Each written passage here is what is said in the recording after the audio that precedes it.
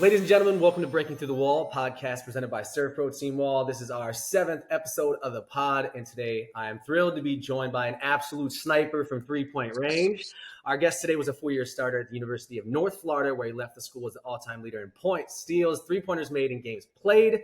He highlighted his career by leading the Ospreys to the NCAA tournament for the first time, where he dropped 28 points in the first 4 matchup against Robert Morris. That's correct, ladies and gentlemen. 28 points in the NCAA tournament. Since leaving UNF, he has spent the last decade playing professional basketball in many countries, including the U.S., Germany, Poland, Russia, and Taiwan, to name a few places. I'm super excited for our convo today.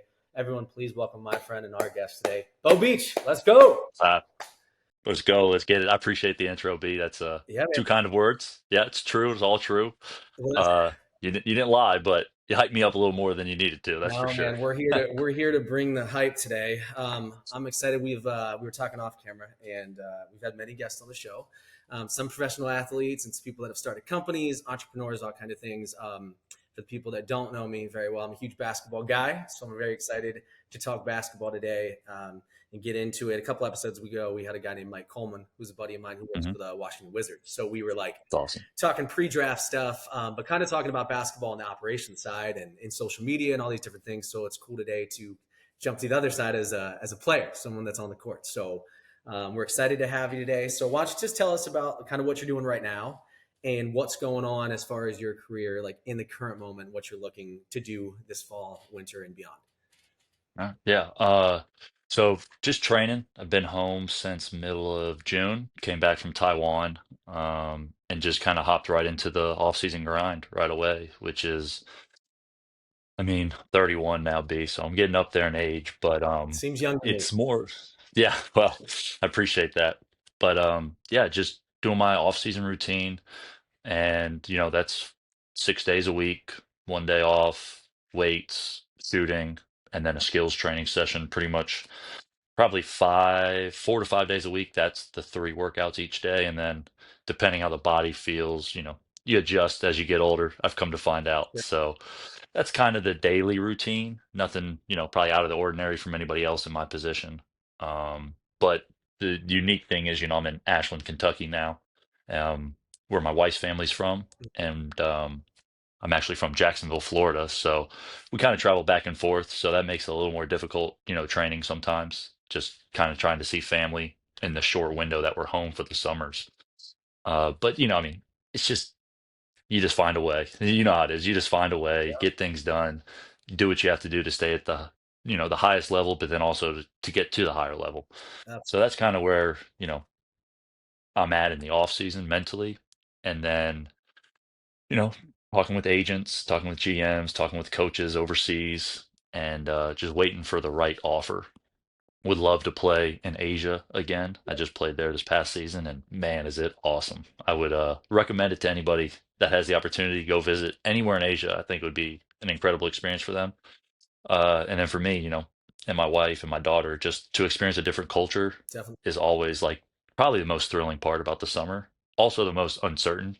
Don't know where we're going to play. Don't know where we're going to live. Yeah. Don't know when we're going there. All that fun stuff you have no idea about. But in the end, it's like, hey, let's just dive headfirst into a new culture, learn it, experience it, and like really embrace it and try to better ourselves, off the court as much as we can as well. So that's kind of where I'm at right now with me and my family, and living the dream. That's Just awesome. got to make sure I say that. I'm always living the dream, playing basketball and get to travel the world.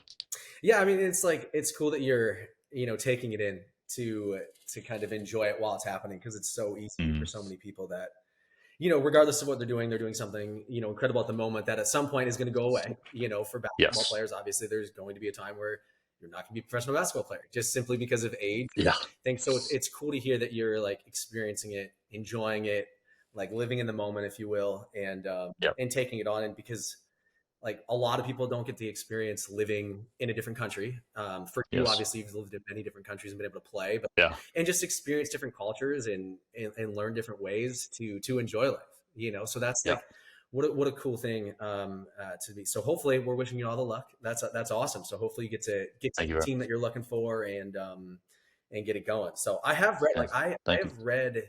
And I was doing some research, obviously, on you. Like it sounds like that. So that's the Taiwanese professional basketball league. Is that correct? You Yes. played in.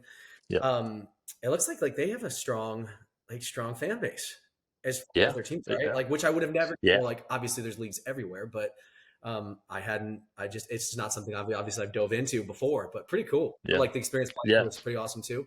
It was awesome. Yeah, it's funny you said about the fan bases. I've played in now.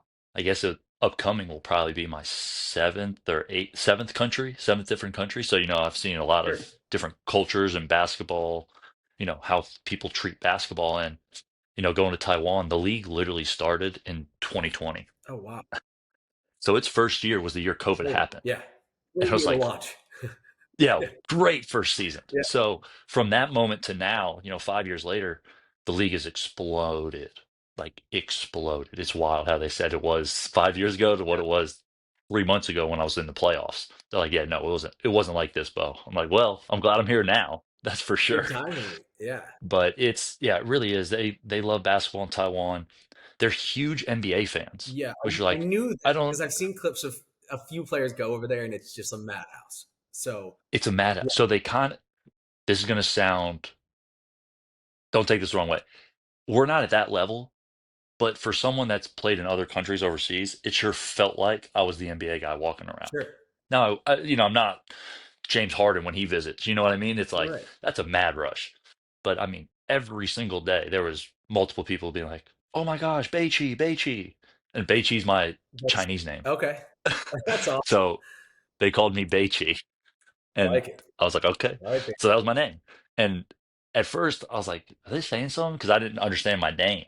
And then after a few months, they're like, no, no, that's your name. Like people are asking for you to like Yeah. autograph, picture, whatever. Just walk into the restaurant, walk into the grocery store, going for a stroll around the park with my daughter. Like, so yeah, they love basketball. They love Yeah. basketball players. They love kind of like pushing the fame, I guess, like the idea of fame and celebrity. They like pushing that idea, and they've really taken a hold in the basketball community. And the country's not that big land wise, so many people, but land wise it's small. So you're seeing the same people like every day because you're all going to the kind of the same Right. spots.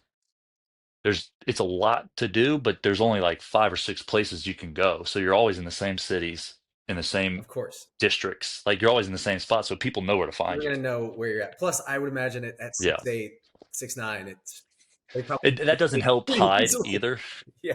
Doesn't help hide, but yeah, you're right. Yeah. Definitely sticking out like a sore thumb. Yeah. So That's I mean, but it's cool. It's really unique and it's fun experiencing that kind of, I guess you would say celebrity status. Not that it really is, but I mean, everybody grows up being like, oh, I want to be, on the cover of 2K. I want to, so you kind of get a little yeah. feeling of, those kind of childhood dreams of like, I want to be this popular and this famous because of basketball. And that's what you get there. Definitely. No, that's awesome. You don't have to explain that to me. I know like the first time I like was doing Oh, something in music and had some TV, yeah. and radio stuff. You're like, that's Like, pretty oh cool. my God, it's like people know who I am. This is the coolest thing ever. Yeah. So Yes. that's really cool. You got to experience that. Well, let's like kind of roll it back and go back to young Bo. If All we go right. back to the, Jacksonville, Ponte Vedra days, if you will, in Florida. So kind of the purpose, and I know that we've already talked about this, but the purpose of the podcast is kind of talk about the journey of how you got there. And we love talking to people that have been, not necessarily masters because everyone's always trying to get better, but people that have done really well and been successful in their careers. And we love Mhm. to kind of hear all the hard work that goes into it, because Yeah. things given are super easy for anyone. And it's always cool to hear Yeah. the journey of it. So we'd love to hear that from you. Obviously, I'm sure you've been playing basketball your entire life, you know. Yeah. So how did it start? Like, why did you begin to love basketball? Why did you jump in? Was it from your Hmm. parents, your dad, or siblings, or what was it? Yeah. So I'm the oldest of four. Okay. And my dad was a high school basketball coach for 35 years in the Jacksonville area. So I grew up with the ball in my hand. I grew up on the gym floor. My daycare was going to the gym with my dad. Not actually, not couldn't afford daycare. So it's like, where are you going? Well, your school ended, so you're going to the gym. Mhm. That's where your dad's going to be because he has practice. So from an early age, I've lived in the gym 24/7. My dad even did a summer basketball camp. He still does it now. So that's almost 40 years of that running. So Wow.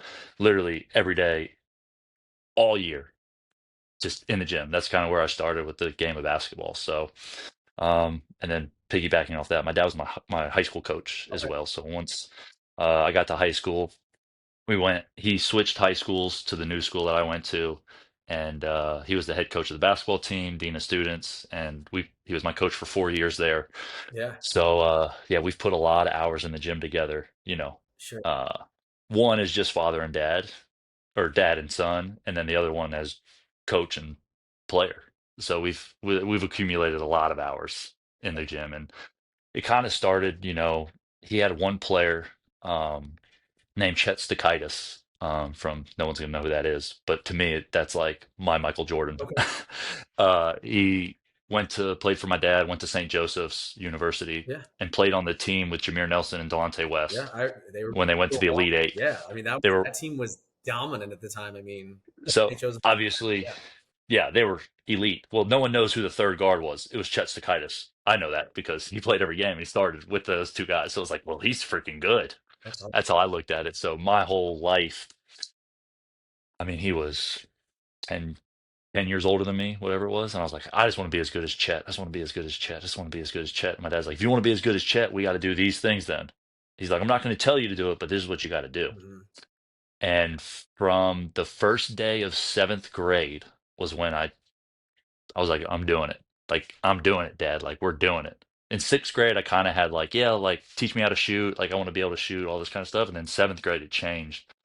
I was like, no, like I need to be able to play Division I basketball. Right. Like that was my goal, just be Division I, because that's when Chet was going to college. Yeah. I It's like mean, I want to do what you he's want to doing. do Like that. whatever he's doing, I want to do that. So yeah, that's kind of when it all flipped and switched for me. So it was every morning I would ride with my dad to the high school and we'd work out for an hour before school started. Okay. His school started an hour before mine. So I would finish, he'd start school. The first school bus, or excuse me, the last school bus to drop kids off, I'd jump on that school bus and ride that bus all the way around town, picking up kids and then get off at the middle school. Oh man. So that was, and then vice versa, school's all day, school ends. I get on that same bus because that bus driver knows me. I'm like, hey, like, can you go back to the high school? I'm like, yeah, I'll take you to the high school. So you're the last stop. That's fun. Drive all the way to drop everybody off for drop off. High school, my dad's there. He's like, all right, practice starts in like 30 minutes. I was like, all right, let's shoot. Man. So I'm shooting, doing everything, and Right. that just right from there. So that was my seventh grade year. I had some friends that were on the freshman team. So my dad's like, hey, you can practice with them. You can play with them on the games on Saturday. Like, Oh, you'll be fine. yeah. So not that I was playing high school basketball in seventh grade, but like, I had some lucky connections to be able to get me on the team. Sure. That's for sure. No, definitely. Yeah. And Yeah. that's kind of where the initiation of my basketball started, through my dad, and then really started taking it pretty seriously for a 12-year-old. Seriously, for a 12 Right. year old, you know what I mean? Right. Like, I'm playing basketball, Dan. It's like, okay, let's see where this takes us. So, yeah, that's the start, and kind of. I mean, I'm sure you have more questions. I'll let you go ahead and Yeah, ask a I mean, question. so I I can kind take it of wherever you want. yeah, like what was the experience playing for your dad in high school? Absolutely loved it. To me, I would recommend anybody to be able to do it. Yeah. Obviously, I've heard a lot of bad stories about parents and their kids playing underneath them. So for me, greatest 4 years, and like I said, it kind of started like in seventh grade, so it was really like a 6 year. He's my coach kind of thing, and I just loved every minute of it because to me, I was able to go to the gym every day whenever I wanted. He never pushed it on me. He wasn't like, Bo, we're going to the gym tomorrow. Let's go. He would be like, hey, remember when you like said you wanted to be this? Well, you're not there. You're not good enough to be what you said you wanted to be. And I'd be like, are you freaking kid? Like being a kid, I was like, no, Dad, you're wrong. I am good enough. Like he's like, no. I was like, okay. So we'd argue all the time about little things like that. Yep. But it was more of he knew how to get under my skin to push me to do it Yeah. Just and like kind of to show him wrong. yeah, exactly. Without having So yeah. yeah, so that was, I mean, for me, it was the perfect experience because I did it all. That's how I feel. I didn't feel like my dad made me do any of it. Right. So to me, it was a great experience. That's Would awesome. recommend. I would hopefully, if I have a kid that ever wants to play basketball and I'm able to teach them, hope I can be as good as my dad was to me because I owe him everything. Yeah. No, that's really cool to hear. Yeah, And I like I know what that, my dad coached me in AAU growing up, so like he yep, was my coach, and I'm lucky enough to be in a position to coach high school basketball, and I have my oldest yep, who's in high school now play for me, which has been yeah, and it's like I try to take what my dad did because I had a great experience with him as my coach, and it's not Yep. like I ever left the gym or left a practice or game where I was, personally upset or mad about Yeah. things. You know what I mean? It was like Yeah. he was my coach at that point, but like still, it's still dad. So Yeah. I It's tried to take that's good. all that and kind of do what I'm doing currently in my role as a JV head coach. But Yeah. no, that's really cool to hear, and I imagine that you guys had some good success with your teams in high school. Well, here's the kicker. No, we did not. Really, Very bad. Awful, dude. really. Awful. So he transitioned from Nice High School, Yep. uh powerhouse in the county for the 90s and the 2000s. 2008 is my freshman year of high school. Ponte Vedra High School opens up, and we know the school's coming. It's literally a mile from my house, my parents' house. Nice is about 3 miles from my parents' house. So it's like, oh, well, you're going to Ponte Vedra. Yep. So my dad saw the writing on the wall, knew what was going to happen, and he stepped away from coaching Nice for 1 season. Okay. Now he was just an assistant, volunteer, whatever For they sure. wanted to call him. He was still around it, but not there because he knew he was going to take the head coaching job at Ponte Vedra. Got you. So he kind of was grooming the guy behind him. Hey, you're the head coach. This is going to be your program. We're going to split up, kind of deal. So 2008 happens. I go to Ponte Vedra. My dad gets the job at Ponte Vedra and the dean of students. So that's where we started. Got you. And I mean, that's what was the question again? I completely forgot now. Telling my own story. Oh, just with so you go to Ponte Vedra. I was just on the success of the Oh, school, but it was a brand new school. so that's the school. So we were a brand new school, exactly. So as a brand new school, there was no That's seniors what I'm saying. that It was first year. upperclassmen, right? Yeah. No upper class. We had 50% junior class filled because those juniors were able to decide Choose, right? between the two high That's how it schools. always is. Yeah, you can usually Yeah. choose what to do. So we basically had a solid JV team playing varsity games. Sure. So you're You starting know, on varsity, I assume, as a freshman, right? no, No. didn't even start. Okay. I was buried on the bench. And Wasn't quite good enough. okay. I wasn't good enough to be a varsity player as a freshman. I was just lucky the situation. No seniors, so now I'm on the team. I'm probably like 6'1" at the time. Mm-hmm. So I'm tall, but I'm not overly tall. There was a kid in front of me, way better than me as a freshman. And made me so mad that he was better than me, but he just was. Yep. Brad Gilson. And he was about 6'2", 6'3", and it shot it even better. And I was like, gosh, the kid's good. Like, me and Brad are gonna be really good in a couple of years, like when we're both older, mature, and all this kind of stuff. Halfway through his freshman year, his dad moves to Virginia. So family moves, he goes up there. He ends up becoming a Division I player as well. Oh wow. Played for Columbia up Yeah, in the Upper West Side of New York for sure. Yeah. in the Ivy League. So he was a player, and he left Ponte Vedra, which hurt because my dad's like, "Oh, if we had Brad, we would have won a state for Right. sure." You would have both you guys. Oh yeah. I mean, he's my height. He's probably 6'7.5", Yeah. maybe 6'8". So it's like me and him. It's You can just shoot the yeah, that'd have ball. been Right? tough. Yeah. Yeah, I've been tough in high school, but we went 0-26 our freshman year, 0 wins. Yep. Closest game we lost by like 8. Up So there. Yeah.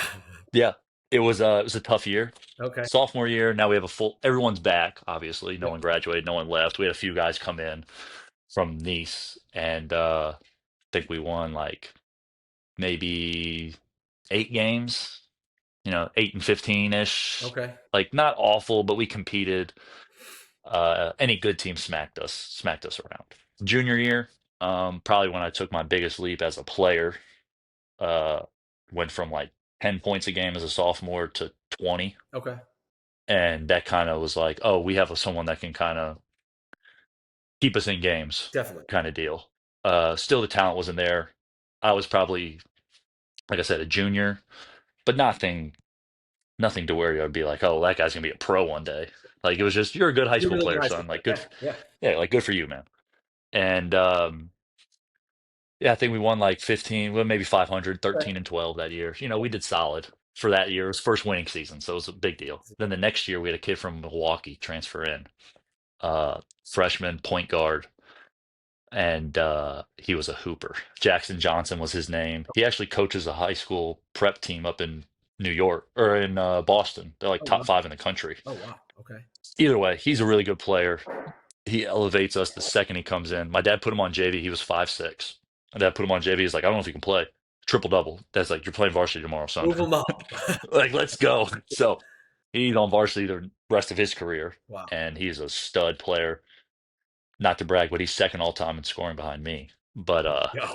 he was a good player though, Yeah. really good player. I owe a lot of thanks to Jackson Johnson for those assists as a I was gonna senior say because we he's ended up. probably finding you everywhere that year. Oh yeah, oh Right? he was a dog, So senior such a year went gamer. well for the most part. Yeah, senior season was great. 17 Okay, wins, cool. Sweet 16 appearance. Awesome. Um, Lost to the eventual state runner-ups that year, and we lost in overtime at it was at Terry Parker.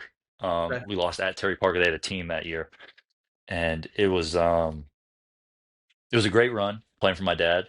But it was one of those things right after that game. I was like, I'm never going to be able to play for my dad again. Like it hit me Yeah. instantly. There's a picture in the paper of me like squatting down crying because it's like I knew it right away. Yeah. Like, it wasn't thinking about it probably my entire life. But then the second that horn went off and it's like handshake lines, and I would always walk to the back where my dad's last in line. He shakes all of our Sure. hands, then he's last in line to shake everybody else's hand. So I do the same thing. I tap him up, and it just broke down. That was the last time I'm playing for my dad. Yeah. Knowing that I was going to go, I'd already signed and committed to North Florida, Hmm. so I knew I was going to new team, new coaches, all that kind of stuff. And the coaching staff was there watching the game because Okay. it's 20 Sure. minutes from the Right school. there. Yeah. So kind of like I see my dad as the coach here, and I'm like, this is the last time I'm seeing you, but behind him is my next coach. It's like right there. So it was a little strange. Like I think that's why it hit me kind of just like life's changing. Yeah. Like things aren't ever going to be the same from this moment on. And the loss hurt, but I think that hurt worse. For Just sure. knowing that my dad's not my actual coach anymore. Even though he's still my coach. Like Right. we worked out Always every would day be for there. Yeah. still. But it's the last official time that he'd be your head coach. Yeah. No, I mean, Where like I that. Yeah. yeah, you look at the box score and it's never gonna say Bud Beach and Beau Beach on the box score again. You're Yeah. like, dang, that's wild. It just hit me. Yeah. But it was a fun 4 years. Like I said, not a lot of winning. Um, a lot of bad basketball, if I'm being honest. But yeah, my dad he got the program in a pretty good place after I left. Much better place than while I was there. So For sure. they ended up making Elite Eights, and now they've gone to like four straight Final Yeah. Fours. Not that that's a credit to him, but It's turned into a the basketball team's team. really, Like it's yeah, they've really turned it around since I've left. So yeah. that's fun to watch. No, that's awesome. It's cool to hear you talk, Yeah, as a dad, one, and then as a basketball coach at the high school level. yeah, It's cool to hear that your experience was, you obviously look back on it yeah, in a really bright light. So it's really cool to hear. yes. Thanks so much for watching Breaking Through the Wall, a podcast sponsored by SERVPRO Team Wall. Of course, SERVPRO Team Wall is available to help 24/7 with all of your restoration needs. So whether it be water, fire, mold, cleaning, or full construction services, SERVPRO Team Wall is there to help you. So give us a call if you need us. But for now, let's get back to the podcast. You just touched on North Florida, so now let's Yep. get you there. So so recruiting wise, like were you set on UNF at the time? And for those that are not into college basketball, this is Hmm. UNF is in Jacksonville, Florida. It is a Division One school, and I guess at the time when you are going there, they'd probably been a Division One school for what 4 or 5 years, 6 years, something like I that. think when I committed, it was their third year. So if they Okay, won the tournament, they couldn't even go to the couldn't tournament. go to the tournament, right? Because you have the Yeah. period So of the waiting period. yeah. So I think the first year I went to North Florida was their first eligible NCAA. Like they were eligible Actually, finally. go to the NCAA tournament Yes. if you won the Yes. Atlantic Sun Conference. Yes. Okay, cool. Yes. So Yep. my recruitment, very under recruited for kind of, I'm a 10-year pro now. So Sure. I don't think anyone expected that when I was 17. Definitely. Um, but yeah, it was just finished my junior year. I averaged 20 points a game. I was like, man, I'm a player, like 20 points a night. Like I'm going D1. Got you. Zero offers, zero offers at Division two. My one offer was from Birmingham Southern, a Division three. They were like, "Hey, let's get you on campus." I was like, "Birmingham Southern, Division three? Like, well, no, like I don't Yeah. know what you're talking about. I know nothing about it. Like, no, thank you. I'll wait." Um, that's March, and then I actually decided to play AAU for the first time Okay. on a team outside of Jacksonville. I always played local teams in Jacksonville. One, three younger brothers and sisters, just like we Yeah. can't travel all over the world to play basketball. And probably financially too, a I probably wasn't a safe bet to get a scholarship. So my Yeah. parents were like, let's just stay local, man. Yeah. So I was definitely a late bloomer in that aspect, but I had some good games my junior year. Some AAU coaches were interested, and probably illegal, but some AAU team gave me a pretty good rate, as in Sure. free, Sure. to Oh come play for the team. yeah. Yeah. There's So yeah, they were out of Orlando actually. The okay. team was called Team Florida. Pretty established AAU team. One of the coaches coached at Pedro Menendez Yep. as an assistant. And he was like, "Hey, if you can drive to Pedro Menendez, I'll take you to every game, every practice, everything." My dad's like, "I can drive you 35 minutes there, no problem." Yeah. So that's how it ended up working out. I played for that team because of that connection and that discount Yeah. that I was able to play for. Sure. So uh, yeah, played in all the big tournaments, which is they've changed a million times Well, yeah. since, It's back then I played in all the biggest tournaments you could play in, playing against what teams would be called like circuit teams and all this mhm. kind of stuff, playing against those teams and putting up really a good summer and Okay. had zero offers still. Wow. Or spring, had a good spring, zero offers. I'm like, golly, man, like I have no Division 1 offers. Like I just people might know who it is. TJ Warren went to NC Oh, State, got drafted, played in the NBA for it was had a as long as I've been. I mean, God had a couple 40-point games, I think, in the NBA, right? Yeah. Well, I had a game against him Oh at yeah. Easter, Okay. and I mean, all ACC, the whole ACC's watching him. So they're like, we want that dude. Yeah. And I was like, I just had 27. Like, what do you mean? Like, you don't want me? So I was like baffled. Like, yeah, we lost, but I was like, I can play at that level, I think. We just guarded each other the whole night. Sure. Um, and just had no offers. And there was this one camp. It was in Jacksonville. It was called the Reebok National Camp Tryout. So anybody can sign up, anybody can go, and then there's 10 satellite camps, and they take the top 10 players from each of them, and then they send them all to Philly as a top 100 Reebok camp. Gotcha. And I was like, one of my dad's former players, Josh Balin, head coach at Nice. Okay. Yeah. I know who that is. He was one of the volunteer coaches at the Reebok camp, because he was the grad assistant at Jacksonville University at the time. Got you. Okay. And he goes, "Hey, Bo, I think you should come to the camp. I'll get you on my team. Like, I'll help, like, take care of you, all that kind of stuff." And I was like, "Josh, I really appreciate that, man. But, like, one, I don't even know if I'm good enough to be, like, it's $100 to get in the camp. Like, is it even worth my time? Like, are people even going to watch me play? Like, there's probably a dude that's really good that already knows he's going to the national camp. Like, they're not going to pick me. Like, I just killed in this summer or spring session and nobody even offered me." So I was like real down on myself. And my dad was like, "Bo, you're going to the camp." This was the first time he ever told me, and the only time he ever told me, "You're doing this for basketball." He's like, "No, you're going to the camp." I was like, "I don't want to, Dad. Like, it's so dumb. Like, I'm gonna go there and they're He's like, "You're going." Drops me off. I have a great camp. I kill. And at the end of the camp, like 4 or 5 scouting services come to me like, "What's your name?" I'm like, "I'm Beau Beech." Like, "Where do you play?" I was like, "Ponte Vedra High School." They're like, "I never heard of it." I was like, "Yeah, it's a new school. This is the and they're like, "AAU?" I was like, Team Florida." "Team Florida?" I said, "Yeah, yeah, Team Florida. Like, we were at the Easter Classic, all that." And they're like, "Yeah, yeah, yeah." They're like, "I don't remember playing. We didn't watch you play." And I was like, "Yeah, I mean, I don't know why, but yeah, I was there." And they're like, "Okay." And literally, I'm not even kidding. This is at like 3 p.m. Probably 7 p.m. that night, I had like 20 offers. Are you serious? I'm not even kidding. Wow. From all levels, all across the country.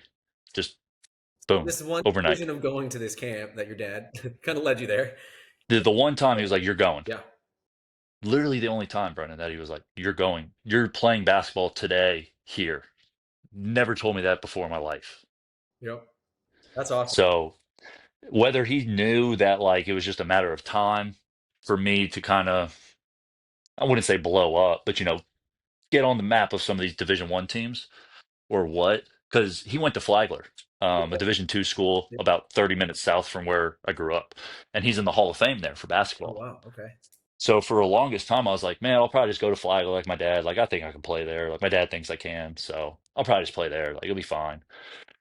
But then I started playing like really good, and I was like, man, I'm so much better than that. But nothing was happening to like confirm how I felt. So I was really just in a loss of words of like, why isn't it happening? I wasn't trusting the process. Hmm. I had just turned 17 years old, Yeah. so like probably understand why I didn't trust the process. But Definitely. But it's awesome to hear how much you believed in yourself. and then you expect, I definitely you did. know what I mean? Like you expected yourself to be Yes. at a higher level. And a lot of people will settle in school because we talked to a lot of different people on this in different Hmm. ways that have started companies and left really Yeah. good jobs that they've been at where they've been VPs and directors and have left to, start their own company. And it's like, which is a crazy decision for some people. Yeah. But it's very similar to the same thing where it's just self-belief and knowing that your path is going to lead you a certain way. And you're not going to Hmm. stop until you find that path. So Yeah. you decide on UNF out of all these offers. Yes. Okay. Which is long story short to get to your question. Yeah. Yeah. Picked UNF, and I didn't actually want to go to UNF. It was probably my last choice, honestly. From when, let's say, all 20 offers are on the table and looking at all of them, if I were to rank them 1 through 20, UNF probably would have been bottom five, Yeah. realistically. Just being like, I Because don't want to stay close to that's home. right. I know how that Yeah. plays. Right. Like coming out. Like, let me go explore. Yeah. I mean, I grew up my whole life in Ponte Vedra, Jacksonville. Yeah. So I knew it like the back of my hand. It's like, well, the last place I want to go is Jacksonville. Like, let's go see other places. I've only ever been to Orlando for basketball. So, like, let's go see other places. So, of the 20, dwindle it down throughout the summer where to 5 teams, 5 schools. North Florida. Hmm. So I was like, look, I'll give them a chance. They were like my second offer. So it's Okay. like, I You gotta came in respect early. Yeah. that. You got to respect. Yep. Yeah. And Jacksonville University. I was like, well, that's actually my first offer. They literally were the first offer Okay. I got you. because if, as you remember, the coach at the Reebok camp was Jalen. the grad assistant. Yeah. So the guy that brought you to that camp. Yeah. Of course. He was, yeah. So basically, they were the first call because he was like, hey, he killed. You're going to want to offer him. Right. So they were the first call. UNF was the second. You know, Iona College, Yep. which is up in New Rochelle, just outside New York City. The Gale. Youngstown State, yeah, the Oh Gales, yeah. go Gales. Youngstown State University, just outside of Pittsburgh. Yep. And then the final school that I had in my top five was Hartford University, Yeah. up in Connecticut.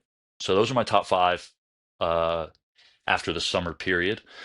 And I was like, look, I'm taking 3 visits. I want to go see the 3 schools up north: Iona, Youngstown, Hartford. I Hmm. visited all of them. And Youngstown was awesome. They took me to a football game, high level FCS team.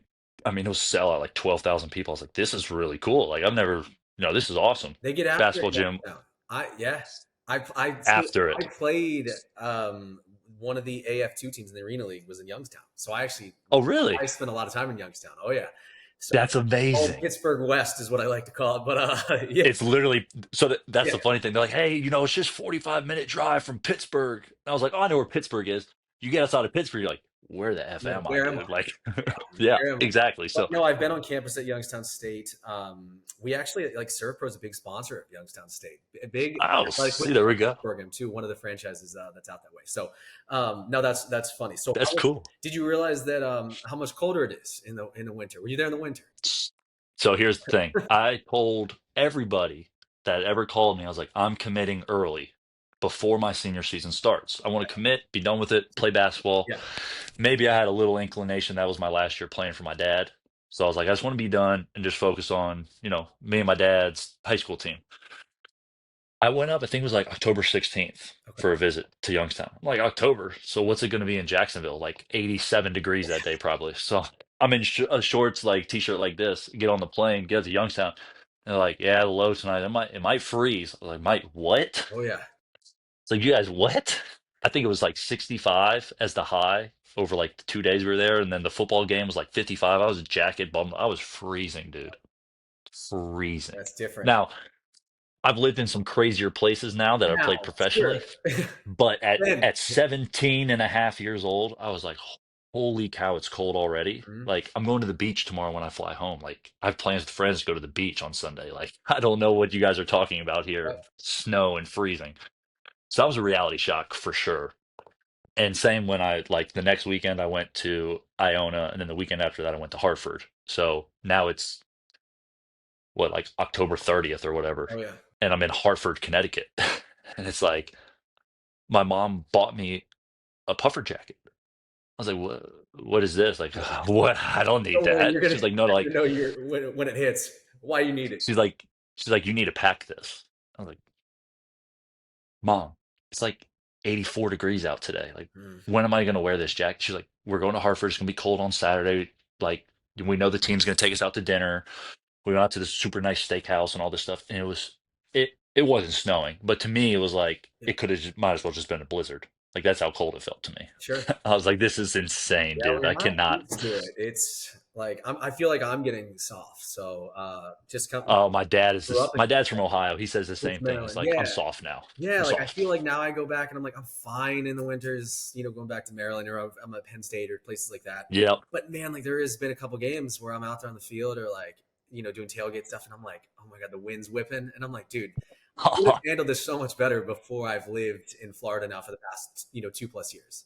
Um, It's amazing. It just in 2 years it's changed that fast, yeah, huh? I'm not proud of it, but here I am. You should be proud of it though. Yeah, As a I'm like, Floridian, I'm like, yes, that's but I what I like to never, hear. what I know, never do. I never complain about the warmth or the heat. Okay, Like people that's come good. visit us down here and they're like, oh my God, like they get off the plane, it's like the humidity. Yeah, it hits And them. they're like, Yeah, and I'm like, honestly, I'm loving this. Like I will never this is complain great. about, and that's when we moved here. I was like, I would never complain about warm weather. I will, I like because you have I like people that are that. like, oh, I'll take 30 degrees over 100. And I'm like, will you? Yeah, yeah. Will you, buddy? Willie, Yeah. Enjoy that. my answer is no on that. Give me 100 every day. Like I will, I right, promise. 100%. So now we'll get back to our conversation with you. Yeah, sorry. So you wind up choosing UNF, obviously. Yeah, ended up picking Yeah. UNF. Here's one last crazy story of it. So it's November 5th, 7th, first week in November. I told every team I was going to commit. And then the following week was a Wednesday. I'm going to sign. So it's Wednesday, whatever, first week in November. And me and my dad take the entire school day sitting in his office talking about where I'm going to commit. So I was at school, but I didn't go to one You didn't go class to all class. day. Yeah. So we're just talking about pros and cons, this team, this league, that league, playing time, Yep. all this kind of stuff. I think it was that day, or it could have been the night before. It's been 14 years since this conversation happened.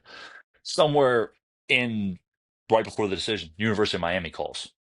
Said, Bo, this is my first any any high level team, first time any high level team that anybody, called and really was like, we want you. And I was like, oh my God.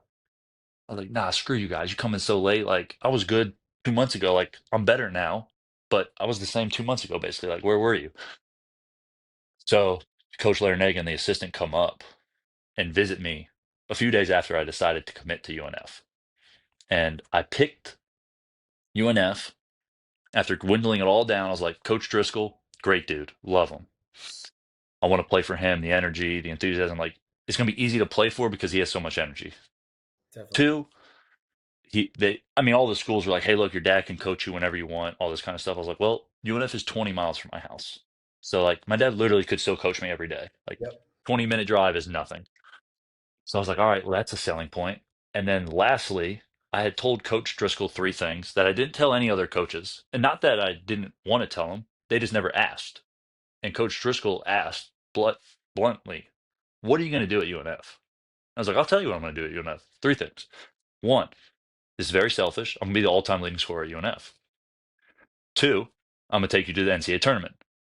Again, pretty selfish. Like I am going. Like it was an I thing. It wasn't like Sure. we are. It was a I am. And then three, I'm going to go to the NBA. Like I'm going to be the first player from UNF to go to the NBA. And Yeah. it's like, really? How are you going to do that? How are you going to do those three things? And I was like, well, you said I can work out with you 4 hours a week. You said I can lift in the weight room 8 hours a week. And then I'm 20 minutes from my house and I only have like 12 hours of class a week. So like that leaves whatever the number was, right? Hours a week. And I was like, I think I can work out more. Like I think I can do everything I've been doing with my dad to get to this point. Then I can do everything you ask of me and that the school asks of me, and I'll still have time. So I was like, I think I can do all of it. It's like, interesting. Interesting. Like basically just like I thought it was like a sign of disrespect. I was like, dude, you're supposed to be eating this up. Like, we'll give you two scholarships. I don't know, like what you could do. Like, that's amazing answer. And he was like, huh, like almost like doubting, like, yeah, all right, cool, bro. Yeah. Exactly. And I was like, I'm gonna show this. Like, I'm gonna show you, bro. Definitely. Like, you don't believe me. That's all right. You don't believe me. Well, I love it That's because, fine. and I don't want to spoil this for our listeners, or if you're watching, but all three of those things became a They happened. Yeah. thing, and we love that. Yeah. Awesome. So Yeah. you wind up, which is crazy because I am a big Larinaga fan because of his work at George Mason. Loved Larinaga. Uh, Honestly, I loved I was him. in I loved Maryland him when so much. yeah, like George Yeah, Mason's with last Mason are and Fairfax, Virginia, and like it was such a huge thing in the Mid Atlantic area. Like if you were anywhere near Maryland, DC, Virginia at that time, yeah. like when Mason was making that Final Four run, is the crazy. Like Ah, it was as a basketball fan, it was just such a cool thing to watch that I happen. bet it was just booming. And It would have been so cool to that be was there. awesome. Like I remember my dad and I just being like, "This is crazy! Like how is Yeah, George Mason, like making this run?" And it's like all those players. It's like I think Tony Skinn was the point guard who's now the coach there. I think, yeah, right? Yeah. So yep. He is. um, Yeah, which is wild. You're like, wow, it's you just went from that to the, like it's yeah, crazy. but it's so cool, like to yeah, like that run that they had. So I'm sure like him going to Miami. I remember when he went, like how like big deal that was, like him kind of moving Yeah. to a power school like that. But it's cool that you kind of stuck to your choice and Well, that's the thing. Stuck to the yeah, gun, even though I wanted to go to, it worked as out. high as I could. Like Sure. I told you, I felt like I was on those levels, but it just didn't happen. And by the time I committed to UNF, Miami comes in late, offers all this kind of stuff, and I'm like, guys, Yeah, they're like, look, you're probably not going to play your freshman year. I was like, but I can play, and I know at UNF I'm going to have a chance to play. yep, You're telling me I don't have a chance, which just makes me mad. Which I guess is kind of my motivation. People say I can't do it, and I get mad, and then I go do it or try to do it. definitely. And so maybe they kind of knew who I was as a person in Miami. Like maybe we can get them late because we'll piss them Mhm. off and we'll get them. Yeah, But I was like, no, I already committed to UNF. I'm gonna do it. I'm gonna show you. I'm gonna go to UNF and I'm gonna beat you. That's kind of like what I thought. that's awesome.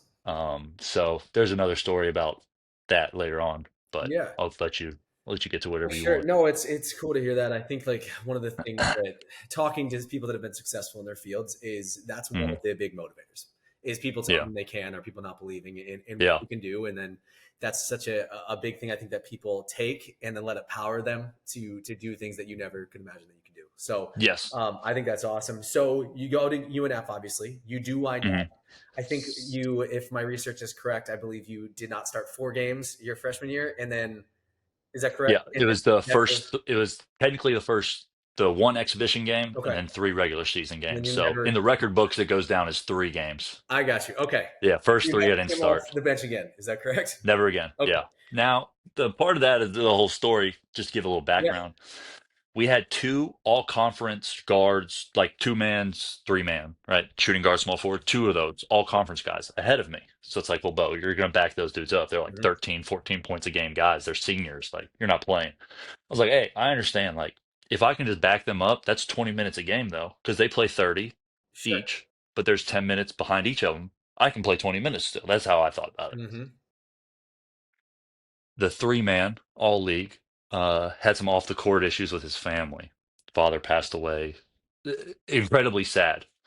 Um, he stepped away from the team after the third game, and that's what opened the door for me to start the rest of my career. Which isn't, it wasn't because I was just playing incredible. Like, don't get it twisted. It wasn't that. It was I got lucky as a player.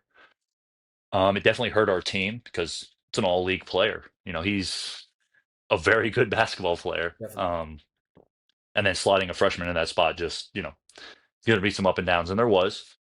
But yeah, that's kind of how that transpired. He was able to actually transfer to a different school and play another year Oh, the year cool. after that, Yeah. which was great. So it all worked out Yep. to where he was still able to play. But that's kind of how I got my push into the starting lineup, Definitely. which is, So was the transition like so that's a huge step for people that are not athletes or don't pay attention yeah, to big college sports. It is very difficult making the transition usually from high school hmm to college. Just yeah, honestly based because of speed, because of size, just the way yes, that the play is specifically to basketball.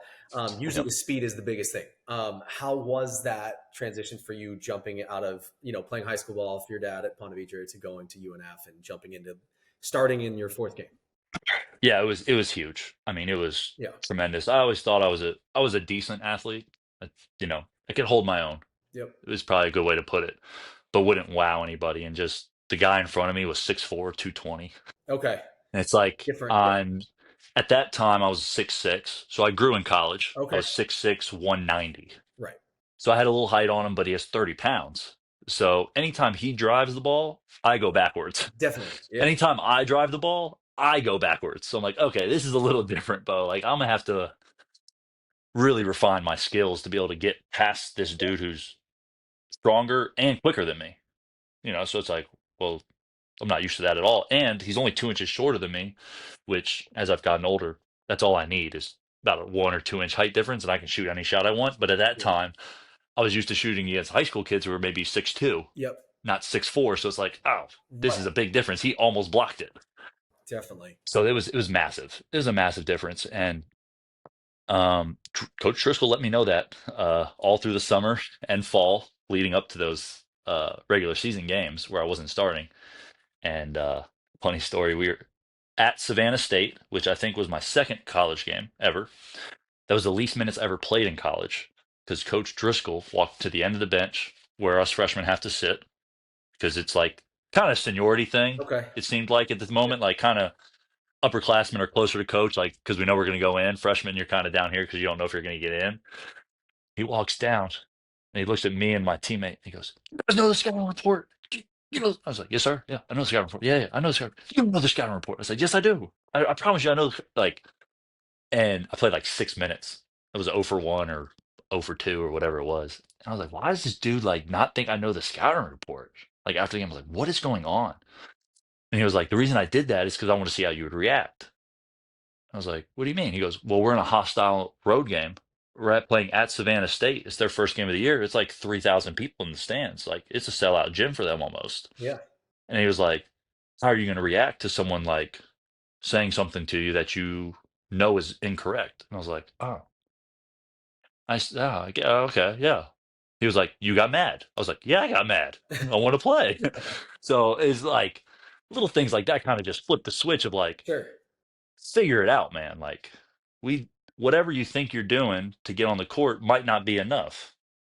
And he was like, people are going to doubt you, but you got to just do it anyways and make them believe you. So that's kind of where obviously like 10 days later I ended up starting the rest of my career. But Yeah. it's like little moments like that kind of happened all leading up to that moment to be like, yeah, I was a little slower getting my shot off. I was a little less physical than I needed to be. And it's like, okay, instead of like worrying and being like, I'm just not as strong. I'm not 220 yet. I will be next year though. It's like, no, just figure out how to do it at 190. Let's figure it out right now. Like you just have to fit. So that's kind of where, yeah, it was a huge difference, but that was the turning point mentally of just whatever you're working with, Bo, that's what you got. Try to make it better, but work with it and go produce too. Don't just like be Absolutely. mediocre. So that What's was the for the podcast, breaking through the wall moment of yeah. like, just do it. Like you're not there. Like just what you got, go do it. Yep. So playing for Coach Driscoll, and Mhm. for those that don't know who that is, he's now actually just left Yes. after I think what 16 years or I something think it was like that. 16, 17, 16 a years. long time. Let's Yeah. put it that way. Long Being time. the only coach that UNF had when as they went to the D1 ranks, Yep. and just took a head assistant job at Kansas State, which Yes. is a huge, exciting move for him and his family. So, Yes. congrats to him on that. So Yeah. that's Congrats, super coach. cool. What is the one takeaway from playing with him? If you could pinpoint one thing that he taught you that has made you successful in your professional career, is there anything Well, you touch on? yeah, so he actually married my wife and I. So the amount of respect and things that I've learned from Coach Driscoll uh, is numerous, and probably we could do 17 podcasts about what I've learned from Coach Driscoll. So to narrow it to one is very difficult. Sure. The biggest thing that I probably take today, and my wife would say I take from Coach Driscoll well, is early is on time. Like you said, get on at 11 a.m. today. I was like, all right. At 10:42, I was checking to see if you were logged in already Yeah. for the video feed, like 18 minutes early. Like I'm gonna be early.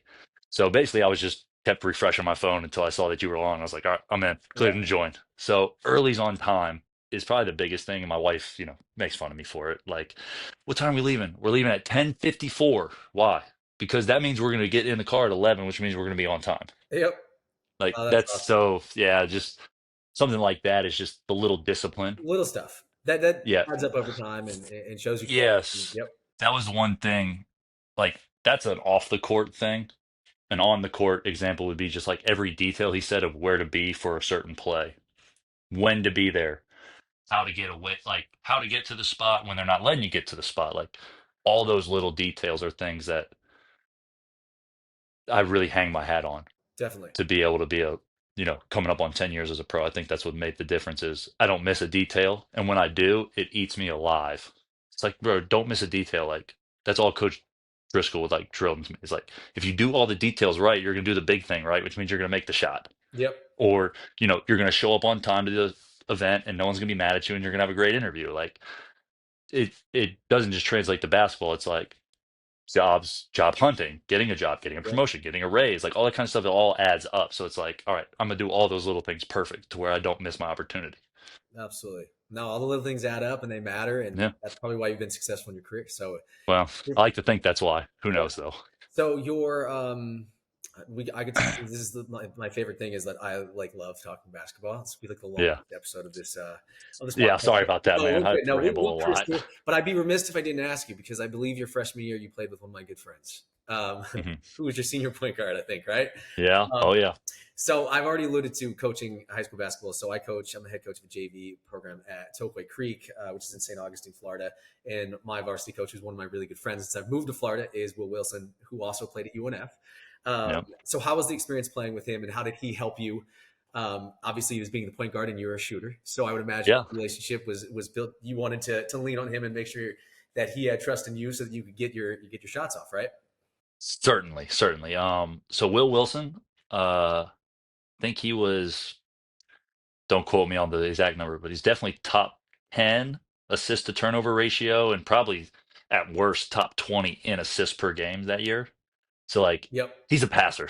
Like let's just put it that way. Like he's elite at what he does. So yeah, playing with Will, learned a lot. Um to start the year, let's put it this way. He was one of the six seniors. I was one of the six freshmen that was on that roster. So Driscoll made it real easy. Hey, six seniors, you go put on blue. Six freshmen, you go put on white. And you're like, okay, yeah, sounds good. We're gonna play the seniors. Like, if I beat them out, I'm gonna get to play. Seniors are like, this is a joke, coach. Why are we playing these guys? Like, we're better than this. Like, two of us are all league. I'm top 20 in the country in assists. Like, why are we playing freshmen? Well, the reason was because we got really good as freshmen really fast. Because if we didn't, well, let me rewind. We didn't win a single game as the white team Mm-hmm. all year. The entire year of practice, we didn't win a game on the white team. Mainly because Will Wilson would dog our point guard and literally Yep. not let him get across half court defensively. And then on offense, Will would be like, "Oh, I know what you're trying to do. You're going to do whatever coach says, and then you're going to try to do this and do that." So he was three moves ahead of us, and he would just pick us apart. He'd be Sure. like we'd be pulling our hair out, being like, "Coach, like it's just not fair. Like we don't have a good enough point guard. Will's too good. Will does this. Will does that. Like just incredibly frustrating in practice." Now that's from practice. Now going to the game, absolutely loved Will Wilson. He was the best point guard I could ask for because what's happening? He's getting downhill, making every pass, and I'm just catching and shooting, doing the easy job. Yeah. So loved Will Wilson. Still love Will Wilson. Yeah. Love playing golf with him, even though he's way better than me. But still fun times. That's awesome. Uh, I love that you're helping him coach, and you guys are coaches together because obviously he's from a rich coaching family as well in South Florida. So um, I think just it's awesome. Obviously, success speaks for itself at Tokoi Creek. Yeah. For those that don't know, Final Four bound last Yeah. year and looking to get a state championship this year. But yeah, so it's Will's a great guy. Love playing with him. Wish I had more than 1 year because the next year we brought in a freshman point guard who actually ended up being the best player ever in UNF history. But still, was like, wow, Will's a good guy to learn from that freshman year, and I think that adds to why I was able to, you know, all the little things add up. And Will taught me a lot of little things of how to beat dudes, Definitely. like No, how to, that's what awesome. I mean? So that's what Yeah. it's all about. How can you beat somebody else? Yep. And I learned a lot from a senior guard that's like, yeah, that's going to help me win games next year and the year after and the year after. And it did. Yep. Just being ultra competitive. Still has the fire. Oh my gosh. So it's just, I He mean, does. yes, Yeah. yeah. You gotta tell me that Will Wilson is competitive. Yeah. I'm very, You've seen it. and I've seen it. So no, that's awesome to hear. And like, I don't want to bypass a ton of your UNF career, but I do want to get to the professional side of things. But I did want to touch Yeah. before we kind of get on to the professional experience is just the experience for you of taking UNF and being part of that team that goes to the NCAA Mhm. tournament, and then the experience of playing in that first 4 game against Robert Morris and being on a national stage and scoring 28. Like, how I Yeah. would imagine that's probably one of the cooler moments in your basketball career. Well, you would. Uh, Part of the question is a cooler moment. Part of the question is uh, a very touchy subject, Yeah. to just put it plainly. To equate the UNF experience going to the NCAA tournament, that's kind of what it felt like in high school. Starting with an 0-26 school Yep. and then making the Sweet 16 of the state playoffs. You're kind of like, okay, that's a good, you know, arc trajectory of getting better. And at UNF, it was the same thing. You just turned Division One, and it's like, all right, now what are you going to do? Are you just going to be a bad Division One team, or are you going to continually get better? So that was the kind of the arc that I saw at UNF was we can get to the tournament, and that be like kind of how we did it in high school. And so that's kind of where I felt UNF could be. And then when we got to that point, it was just elation. Like my dad's on the court with me, like we're just hugging and crying Yeah. when we. Uh, it's on YouTube. You can watch the game. Us versus Upstate. We win. I I actually watched some of it yesterday. Yeah. I watched Yeah, some of the. I literally throw the ball. I went 0 for like one. I took one shot. Coach said just guard him. I said, I'll just guard him. Everybody else score, please. Like I'm not even gonna try to score. I threw the ball up, game ends. I run to half court, get sandwiched in a mosh pit. And I'm like, I gotta find my dad, I gotta find my dad. So I walk over to where he would be sitting, and he's just standing around the court just waiting for me. And we just bro hug it out Yeah. and just tears like we did it, man. Like Yeah. this is what we always What we wanted to talked do. about, like before you even got there. So, yep. Yeah, well, that part of it was, a lot those little things of saying like, I'm gonna do it, we're gonna do it, like this kind of stuff. But like when I hugged my dad, I was like, we did it, is what we said. Like I vividly remember, like, we did it, Dad. Like we're going to the tournament. Like Yep. so it was just the coolest thing ever in that moment. And the next, I think it was 7 or 8 days until selection Sunday, finding out where we were going. It was just elation, like just pure elation. Coolest moment of my life. Things I'll never forget. My mom still carries around our like ASUN championship or NCAA tournament backpacks. Like they give you all this gear like for Yeah. winning. And I was like, Mom, like I don't want to take it anywhere. I don't want to lose it. I don't want to wear like I don't want to break it, like anything. She's like, I got it. Well, what does she do? She takes the backpack to the beach every day. I'm like, Mom, it's like sandlogged now. Like, what are we doing, Mom? Yeah. But it's cool seeing it though, like because when she has his like NCAA tournament 2016, you're like, "Ah, that's pretty, or 2015, excuse me, like, that's Yeah. pretty darn cool, man. That's pretty darn cool. So that was awesome. But then getting into the tournament game itself was actually pissed. I was like, how are we a 16 seed Right. in a playing game? So we were all had like a chip on our shoulder, kind of. We should have been higher. Like, Hmm. not that we were going to be an Elite Eight run like George Mason, but we were like, hey, we were better than that. Well, we get into that game, and yeah, I shot it well. I had a good game, made some shots. Yeah. But I've never rewatched the game. We blew a 13-point lead at halftime, and I've never rewatched the game. Never watched it. Yeah. Um, I've seen a few clips of like shots or whatever, all this kind of stuff, but never rewatched the game. Couldn't do it. Just Yeah. mentally, it was like the one play that sticks out is about 2 minutes left in the game. I think we were up two, and come off a screen. I catch it at about like 25 feet. I'm like, I'm shooting it. I haven't missed all night. I'm not missing it. Whirls in and out, spins off the rim. They come down, hit a three. We call timeout. We're down one for the first time all game. And I'm just on the bench like, I just lost us the game. If I make that shot, they call timeout, we win. Hmm. I miss the shot, they come down, they score, we call timeout, we lose. And it's like, I blew it, man.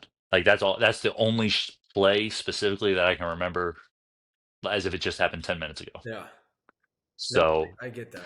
that's the highs and lows of that specific season Hmm. and those two specific games Yep. being 10 days apart from each other.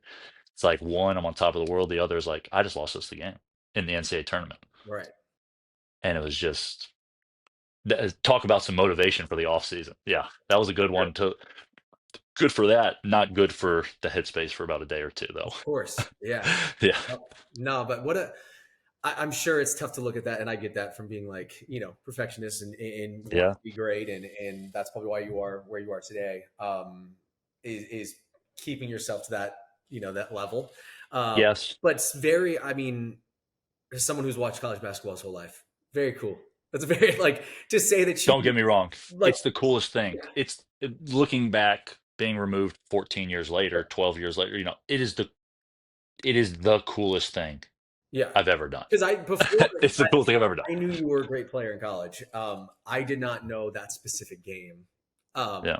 stat was. Like I knew obviously that UNF went to the tournament. I knew you were on that team. I did not know the type of game that you had in the in I that. did all right that night. Yeah. So, which is interesting. So, Yeah. no, that's funny. It's our worlds crossing. But I was at Robert Yes. Morris not that long ago. Oh And, man. they have. I went to a basketball, so I sang the national anthem They at. have a whole new they Yeah. have a new arena, don't Yeah, they? in Moon Township. Oh yeah, in Yeah. Pennsylvania, in Moon Township. Moon Can't forget it. Township, Pennsylvania, and but I sang the national anthem at a basketball game at That's Robert Morris. sweet. They call it Bobby Mo. If you didn't know this, this is their nickname for the school, Robert Morris. Okay. And I remember seeing the banner for that. And of course, they just made the tournament this past year, but Yes.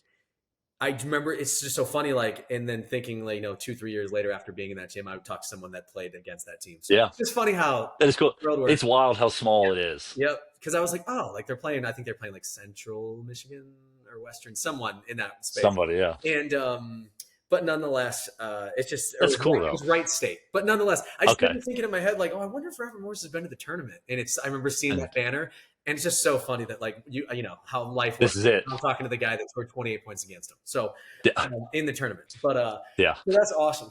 Thanks so much for watching Breaking Through the Wall, a podcast sponsored by SERVPRO Team Wall. Of course, SERVPRO Team Wall is available to help 24/7 with all of your restoration needs. So whether it be water, fire, mold, cleaning, or full construction services, SERVPRO Team Wall is there to help you. So give us a call if you need us. But for now, let's get back to the podcast.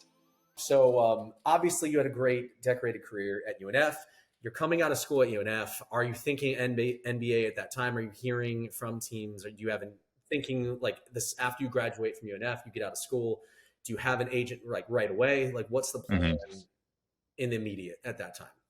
Yeah. So back then you couldn't have an agent Okay. until you graduated. So, or until the season ended, whatever the rule was. So it's like March 15th or whatever season ends. And Coach Driscoll brings me in the office, like, Bo, sit you down. Oh, I should rewind. That season, because we had went to the NCAA tournament the year before and I had a pretty decent game Yep. against Robert Morris, I was on the radar for the NBA teams now. They were like, well, this dude can play a little bit. Yep. Coach Driscoll, my dad, didn't really tell me how much I was on the radar. It was way more than I expected, but they were holding meetings and kind of doing things and workouts with me to then give to NBA guys and NBA agents Gotcha.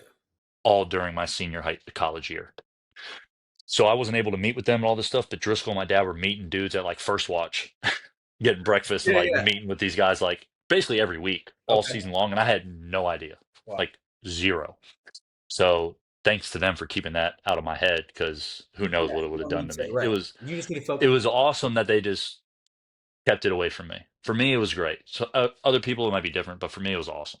Absolutely. So March happens, season ends. I'm like, hey coach, like I just like checked my Facebook DMs. This is 10 years ago, guys. Facebook was the thing still. Oh yeah. So I'm sorry.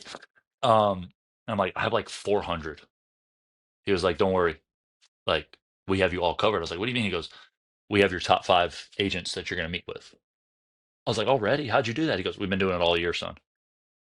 I was like, you gotta be kidding me. And he goes, yeah, you and my dad all season. We have our top 5. We're going to sit down. You just tell me when you'll start scheduling meetings.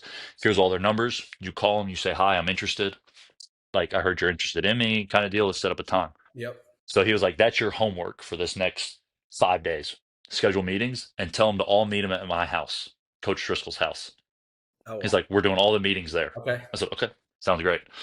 So didn't have an agent, but about 10 days after the season agent ended, I had my agent, Mike Silverman and Brandon Greer of Equity Sports now. They've been my agents the entire Oh time wow. since day one and Awesome. still are. I owe them everything. They've done everything for me from, we'll get to it later, just the ups and downs of my pro career, and to this point, putting me in better markets, better teams, better leagues, better money. They've done everything they can to help me and my family. So I owe them the world, and I've loved every minute of being a part of their organization. And Yeah. They come and visit me sometimes too overseas, which is pretty awesome. Great. So I get to see them overseas, and yeah, it's been awesome. So the agent process for me, super easy because It's my two coaches did it for me. yeah, Now, partly because they had to, it was illegal if I'd done it myself, right. but it was like that. So it was pretty easy, really. And Awesome. some big time agents were coming through and calling. They handled it all for me, and they're like, "All you gotta do is talk to them." I was like, "Okay, I can talk to them." That's great. That's super cool. So, Yeah, so you get your agent. I'm sure, just like other people that we've talked to, you're preparing. Drafts coming. Obviously, yeah, you guys sign free agent contracts. There's the NBA Summer League. There's all these different yeah, things happening, of course.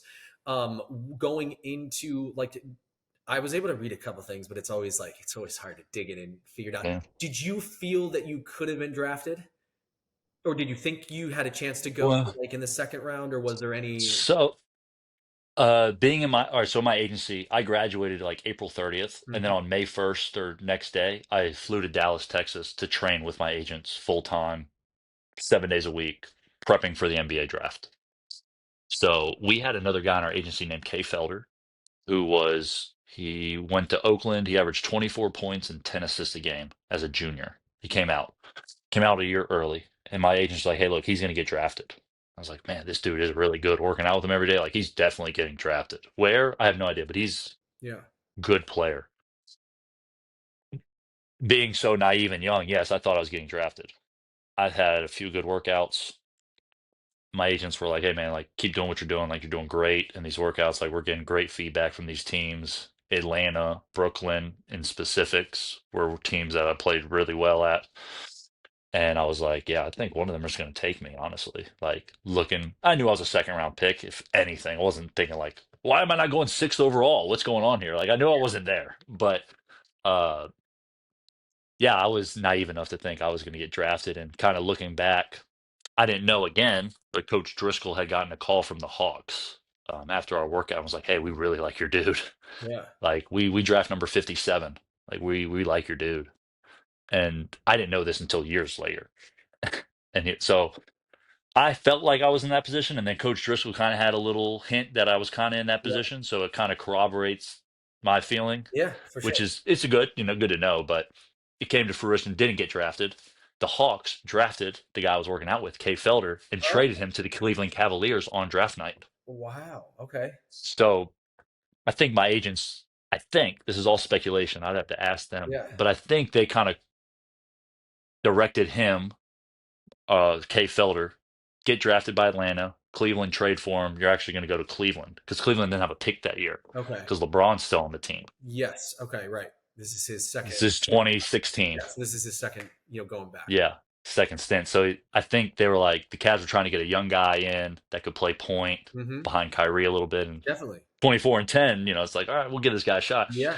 So he got like 2 years guaranteed or whatever with the Cavs. Okay. When the Hawks probably would have been more of like here's 1 year, see what happens, and we'll cut you Right. And the if you're Hawks not were good. good then. That's when the Hawks are. There was That's like the Paul Millsap, Kyle Korver. yes, They were like always the first seed, but like always, there were always one or two always went out in the seeds. playoffs. Yes, it's that team. Yeah. Yes. But draft night happens. Literally, I'm coaching Ponte Vedra High School JV Summer League basketball at UNF, coaching a game as the draft's happening. So like, I don't want to watch it. I don't want to watch it. Like, if I get drafted, Mike, just call me and like I'll talk to the GM. Like, I'll go to coach's office. I'll talk to him. He's like, Hmm. all right, sounds good. Well, the draft finishes. My agent calls me, and I'm not really watching the draft, so I'm like, wait, hold up. He's calling me like, Mike. He goes, "Hey, draft has ended." I was like, "Oh, I thought you were gonna call and tell me someone drafted me." 'Cause I was like, "The Yeah. draft's like 58 right now. Like we're." He's like, "No, no, you're not getting drafted in the next 3 picks." I was like, "Oh, all right. So what are we doing?" He goes, "The Brooklyn Nets want you to play summer league, and we're gonna take that deal. We're gonna like you're gonna go play summer league with them." Yeah. I was like, "Already?" They're like, "Yeah, like they have enough. Like they want you right now, and the draft's not ended." I was like, "Oh, Yep. okay, cool. Sounds great." And I was like, "So what's the money?" And he's like, "There's no money." I was like, "No money?" He goes, "No, no, like you're gonna go there and you're gonna play and you're gonna play really well, and we're gonna get double the money that they just offered you." He was like, well, I was like, "What'd they offer me?" He was like, "I'm not gonna tell you." I was like, so Yeah. he was like, "Go earn yourself an actual NBA deal. They have one free roster spot left." He was like, "Go earn it." I was like, heck yeah. I was like, heck yeah, let's do it. Yeah, you've been doing this your whole life, So right? This is what we've been yeah, talking about. So it's like I I can was like, do all right, Brooklyn. I was like, Brooklyn, all right, yeah, let's go to Brooklyn. Like I met with the assistant GM, the GM of the G League team, met the GM at the workout when I went up there and played, it. Hmm. and I was like, all right, heck yeah, let's do it, man. Like that sounds awesome. Let's Definitely. freaking do it. So literally the next day I flew to Brooklyn and I was like, let's get ready for summer league. Let's go. And like just I'm here, let's do it. So Sure. yeah, did Awesome. I'm sure your next question is how was summer league, and what the next Well, step was went to summer league and kind of just play from there. yep. So I was able to watch some clips Yeah. with the Long Island Nets. So Yes. obviously, I mean, you obviously, I've done the resource, but to cruise, not to cruise through this part, but you obviously do play pretty well. I did all right. Yeah. I did good enough to I got an NBA Doesn't contract. say. Like Yeah. I signed an NBA contract. Yep. It's the NBA logos at the top of it. And I'm like, I'm really signing an NBA contract right now. Like Yeah. the Nets want me on the Brooklyn Nets. Yeah. And And it bringing was all those just dreams to fruition and all the things that you talked about, all the three things that you told Coach Driscoll, it's like, and that's the thing. you know what I mean? That last point was like Yeah. it hit me. I was like, I did it. Like I signed an NBA contract. Now, I wasn't like my contract was not guaranteed. Hmm. So I was basically paid for however long I was able to stay on the team for, Yep. you know. And it was like, okay, I mean, you know, good money, right? This is the more money I've ever seen in my life. It's not what you would think of an NBA contract, Right. especially not in today's world. So, but I was like, man, this is awesome. Like, I'm gonna get paid for this entire time I'm on the team. So as long as I play well, like, I'm gonna make the team and I'm gonna make all this money. Yep. At Brooklyn Nets media day, at the media day, a reporter asked me, "So how are you gonna make the team as an undrafted rookie?" And I was like, "Well, if I make 50% of my shots, they're not gonna cut me." And they all looked at me like, if I just make 50%, they're not going to cut me. Like they're just not going to do it. Like there's no way they can do it. Like they were just shocked that, Well, yeah. like I said something like this. I was like, no, like I can do it. Like I can do it. So I was just like, that's my goal. If I make 50% of my shots, they won't cut me. And now I didn't. I did get cut eventually, but Sure. it was like 4 or 5 weeks later. So I was like, well, I wasn't doing that bad for a little bit Yeah. of time, right? Yep. And in they cut me. We played at the Boston Garden in a game, and I got in, played for 8 minutes, a preseason game, and I was like, man, this is great. Like, I played, hit a shot, It's like I was 1 for 2. I made 50% of my shots. I did my 50% thing. as far as I'm I concerned. don't care about anybody, right? Yeah. But they bring me in like, Bo, we're gonna cut you. We're gonna send you to the G League Yep. and like keep developing, get stronger, all this kind of like I was still undersized at that point for the Mhm. NBA. Like I was undersized, probably about 210. Okay. But so like I needed like another 15 pounds to really be able to bang with some of those bigger dudes. Yep. Definitely. Um, and yeah, like go to the G League, play well, and we'll like hopefully bring you back up soon. I was like, all right, sweet, like no problem.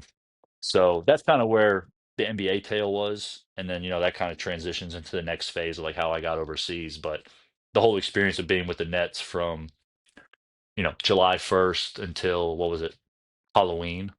Yeah. So was that like 4 months? And I was like, I was on the team. Like I was there every day Yeah. training, working out. I slept on The team. one of the manager's couches for 2 weeks. So they were like, hey, we don't have like your apartment's not ready or whatever yet, like this and that. And I was like, well, can I come up and like work out? Like I don't have any money. Like I can't afford to like I'm paid every 2 weeks. So at that point, like I've only been paid like twice. It's like I don't have enough money to like get a place in Do New something, York. You know what I mean? in New York. Come on now. Very different. So I was like, well, how do I train with you guys? Like, I have nowhere to stay. And they're like, here, it's ready in 2 weeks. Like, just wait 2 weeks. I was like, man, screw that. So I called all the managers on the team. Like, hey, you got a couch? You got some dude had a couch. I slept on his couch for 2 weeks. I It's mean, just like, thanks. Like, big investment. did everything I could to try to, hey, when are you going to the gym? I got to be there at 5 a.m. I got to do laundry. I'm coming with you. Let's go. Like, I'm going to just get on the gun and shoot. And then when the next coach walks in, we're going to do a workout. Then I'm going to go lift. Then I'm going to go do practice. Then I'm going to go take a nap. Then we're coming back in the evening because you have to do laundry again. I was like, all right, sweet. Like, that was every day for Yep. like 6 straight weeks. Just like, I'm doing it. And no reservations or, you know, remorse about how it all ended there. I mean, it just Yep. wasn't good enough. Like, I put it all on the line. And it just wasn't good enough in that moment. And then you know, G League and everything else happens later on, which that's a whole nother hour's conversation of what Sure. happened next. Yeah, yeah. No, I was able to watch some clips. I mean, I saw you put 20, 22 and 10 up on that. I think it was the Warriors G League team. I don't know. Yeah. I know they're in Santa Cruz now. I don't know if they were then, Yep. Still were then. okay. Yep. Still were. Yeah, known for his 3-point shooting, but I saw a little reverse action that looked real There smooth. was there's see there's There's a some athleticism there I that you see, as they love to I can say, hold my own. sneaky athleticism.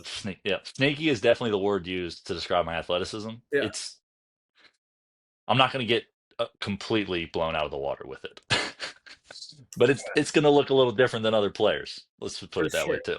So obviously, after G League, you make the move to play overseas, which Yeah, you've done now for the last I guess 7 years, 7 years, right? 7 going on 8. Yep. So this will be your eighth Yeah, year overseas, yeah, playing yeah, overseas. Of those years, and I believe if I read correctly, you did win in was it yeah, Bundesliga? Is that correct? yeah. So it was my first year as a in Europe. Okay. Oh, My so your first first year. year going there. Okay. Yeah, What a good way to start. yeah. So yeah, went the first year, went to Germany. It was actually we played in the second division of Germany. Hmm.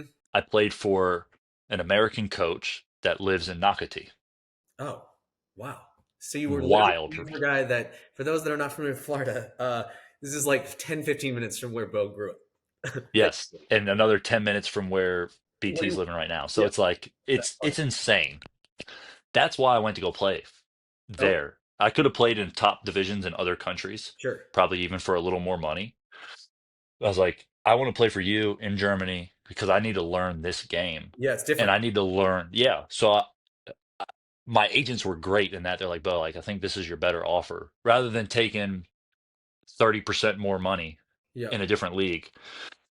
I'm like, dude, like, I want to go make some money. And they're like, this, I think, is a better option to like long term make more money. I was like, oh, all right, all right. I was like, who's the coach? Like, Mike Taylor down in Nakati. And I was like, no way. I was like, Coach Mike. I was like, yeah, I'm gonna go play for Coach Mike. Like, Yeah. instantly, like, I'm playing for you. Right. So played for him for 2 years in Germany.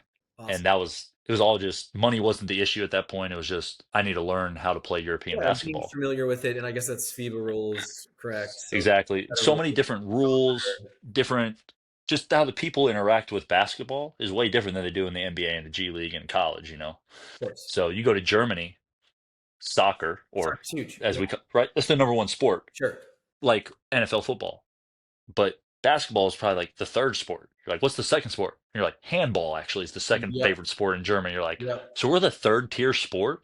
Like, yeah, it's just so a lot to learn. You know what I mean? A lot to Yes. learn. So that Yeah. was a good person to learn from. I'm glad you touched on that because it's always like Yeah. I'm a big soccer fan, and so Yeah. was my oldest, and so we watch a lot of like Premier League and Yeah. even Bundesliga for like in Yeah. Germany, They like got some teams. Yeah, Dortmund. Dortmund and Yeah, whatnot. I Yeah. was gonna say right. So it's like I'm very familiar with that. And I always try to explain it like it's kind of like how maybe not as low as like the MLS is looked at in the US, Yes. but crowd wise and kind of the It can interaction, it's similar in a way. it is. You know what I mean? So It there's is. diehard fans, and there's people that care, and there's people that know the players, and Yes. but It's it's just different. yeah, It's just different. It's yep, like, you're very local in Germany when it comes to basketball. right, It's not a national your team isn't a national brand, it's a local brand. definitely, So if you want to equate it to like high school level of like enthusiasm, everyone in your town's going to know you and know when you play, where you play, all that kind of stuff. hmm But they're also fans of, the Jacksonville Jaguars because that's actually the team like in the yeah, city, that everyone goes to. that everyone's That's the yeah. sure. So, Of those, of your last 7 years playing overseas, what's been the best experience? And that can be well, you can answer yeah. that, I guess, two part. The basketball experience and then also the living experience. Yeah. So Germany, obviously first year in Europe, and we win a championship. It's Yep. not a bad, not Oh, a bad start to the career in Europe. So that was, we have a group chat still that with that team, and like we'll just randomly text and like reminisce for like 2 or 3 days of like that awesome. season and games, and so like those are that group of guys. I'll never forget any of them, Yep. and like keep in touch with them all the time. So like one of the guys on the team was one of the groomsmen at my wedding. So like that's kind of how close that team is basketball wise. Living was great. I was single at the time, so I was just had an apartment and a car and went to basketball practice. Like it's Yeah. pretty easy, pretty easy life. Sure. But I think now that I'm married and with a daughter, Taiwan this past season was probably the best living experience for my for me and then my family. Okay. It was just people are so friendly. I mean, just go out of their way to help you. And then on top of that, the weather in Taiwan is like Florida. You know, we're warm-blooded creatures now, BT. So That's we right. like the warm weather. I like sun. um, Yeah. Yeah. yeah, so it was sunny literally probably 95% of the time we were there. Like there's just sunny every day Yeah. and like 80 to 90 degrees. And you're like, okay, this isn't bad. I can get used to this. Um, Yep. and we were in a big city with like almost 3 million people. So the city's spread out, it's massive. You didn't feel like you were on top of people. Like in New Okay. York, it's kind of very Yeah. tight. This is a 3 million, but spread out. Okay. So it took about 20, 30 minutes to drive if you need to get somewhere specific. But we just walked our neighborhood, about 20-minute walk, and we could get everything we ever needed in a 20-minute Like walk. right there. Just That's just all. go walk 20 minutes, Bo. Like it's a beautiful day outside. Just go walk. It's not going to kill you. So that's what we would do. And the funniest thing, which we didn't know when we got to Taiwan, this was our first time being in Asia. We'd played in Europe for the past 6 years. Yep. Get to Taiwan, and team's like, hey, grocery store's here, good food spot there. You know, walk down this street, you'll find everything you need. Go on that street, you can get all the nature stuff. And I'm like, all right, great, great, great. And he's like, oh yeah, last thing, if you need to go to Costco, just let me know. I have a Costco card. I'm like, okay, bro, like, there's no Costco. Where's the Costco, bro? Where is it? Yeah. He goes, it's 10 minutes that way. I was like, you're kidding me. He goes, yeah, you want something? I was like, yeah, let's go to Costco. I need to go get some stuff. I didn't believe him. I was like, there's no, it's not Costco, bro. Like, it's Taiwanese. going to be, Yeah. it's Costco, but Yeah. it's not Yeah. Costco. It is Costco. It Wow. is Costco. And that was awesome for my family and I, just being like, Yeah. we're in America. We're literally at home. That is Like, this very is cool. interesting because I don't know a ton about Taiwan. But yeah, Yeah. you're ready to, you might want to take them up on the tourism board for Taiwan and Southeast Asia. Like I love it. No, I'm Sounds telling you great. guys, So you are a it big is big time. yeah. A That's big awesome. fan. So living wise was awesome in Taiwan. I mean, Taiwan, funny enough, baseball's the number one sport there. Hmm. Number one. Our gym is a dome with a baseball painted on top of it. Not a basketball, but a baseball. Perfect. Next door to our gym is the 40,000 seat baseball stadium. Yep. Who they're like, anytime you want to come to a game, just call us. We'll get you in. I went to the Taiwan World Series last year and watched them win the World Series That's to awesome. start the year. Yeah. And it's a 5-minute walk from my apartment. They're like, yeah, just walk over whenever you want. Just call me. I'll get you tickets. We'll bring you in. I bought a jersey and everything. That's killer. Yeah, it's just cool. Just the Yeah. little things we did. We never got to experience all that in Europe. Yeah. We did, but not to the extent we did in Taiwan. Yeah, and speaking of, how you were talking about with Germany and soccer, it's like Asia Yeah. baseball, huge, and like I think we talked about it already, Huge. but like our first guest, who's like one of my good buddies, who's played the major Yeah. leagues, like Mike Bauman. It's like he plays in Tokyo for the Yakult Swallows, and it's like I'll Yeah. jump in there and look at games, and it's like, oh my god, it's a Tuesday, and of course they're 14 hours ahead or whatever it is, so it's like I'm Yeah, but watching a game at 7 a.m., but it's 8 p.m. yeah, exactly. You would think that every game is the World Series there compared to like, Yes. I mean, these fans are on their feet and it's the seventh inning and he's coming in to coming out of the bullpen. Yeah. It's like, oh my God, like these people are going crazy.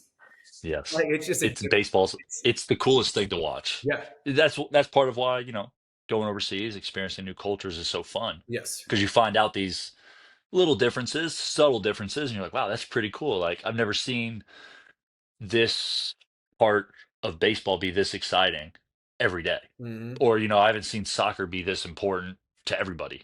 It's like you're just those are sports examples, but it translates into, you know, off the field things as well, which is just it's cool. That's why you want to experience it. Definitely. Well, sweet. Well, I appreciate you kind of dug in on all different aspects from I know. young Bo to current, going into, I guess, what is this year 10 of 10. professional? Yeah, this will Yeah, be my 10th, 10th be the year. 10th contract I signed. Let's go. Let's Before I go. let you get out of here, I know you've almost given us 90 minutes, but we'll get you out of I'm here. sorry about that. No, no, no, you're totally fine. You don't have to apologize. We both can talk, so this is good. What is the one thing, if you can attribute to, what has basketball taught you most about that you use in your normal day life? Just discipline, 100%. Just, you know, getting up every morning at 6 a.m. to go work out, Hmm. you know, doing that for the last 14 years, maybe 15, 17 years Right. straight. I mean, I think it's actually coming up on 20 years straight of doing that. Just the discipline to do it. Yep. Um, Yeah, with a baby, some nights it's like, bro, do I really want to wake up at 6 a.m.? And it's just, I have to do it. It's something that I think has been able to separate me from others, to be able to play longer, to earn more money.